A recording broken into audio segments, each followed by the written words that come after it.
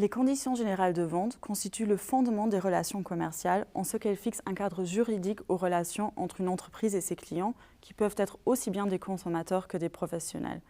Le fournisseur n'est pas tenu légalement de mettre en place des conditions générales de vente, auquel cas s'appliquent les règles générales du droit des contrats qui sont par conséquent moins adaptées aux besoins spécifiques de l'entreprise en question.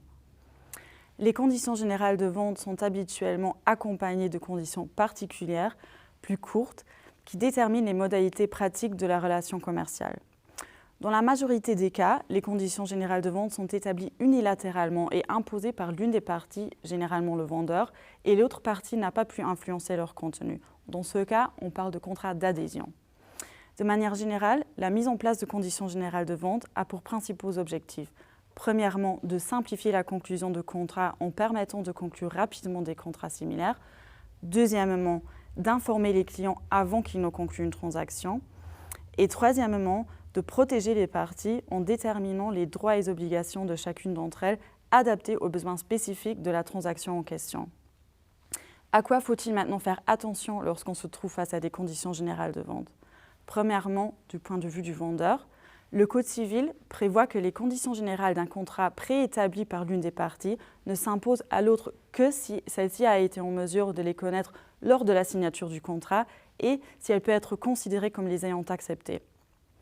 Il appartient au vendeur de prouver que ces conditions ont été remplies. À cet égard, il aurait conseillé d'inclure les conditions générales de vente, par exemple au verso du bon de commande, ou encore de demander à son client de cocher une case à la fin de celle-ci, confirmant ainsi qu'il en a bien pris connaissance et qu'il les accepte.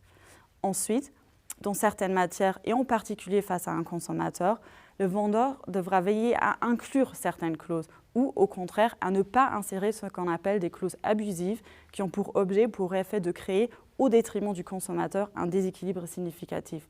Il s'agit par exemple de la clause selon laquelle le professionnel se réserve le droit de rompre unilatéralement le contrat sans motif spécifique et valable stipulé dans le contrat. Ensuite, du point de vue du client, il est fortement conseillé de lire attentivement les conditions générales de vente avant de passer une commande, même si ces dernières sont souvent longues et peuvent paraître complexes, voire indigestes. Il est également conseillé d'en garder une copie, surtout lorsqu'il s'agit d'une transaction d'une valeur importante. Les clauses les plus intéressantes pour un client sont les données de contact du vendeur, les conditions de livraison et le processus en cas de non-respect du délai de livraison, le prix et les conditions de paiement, ou encore les démarches à entreprendre pour se retirer du contrat en question. En conclusion, les conditions générales de vente constituent un outil clé dans les relations commerciales qu'il ne faut surtout pas négliger.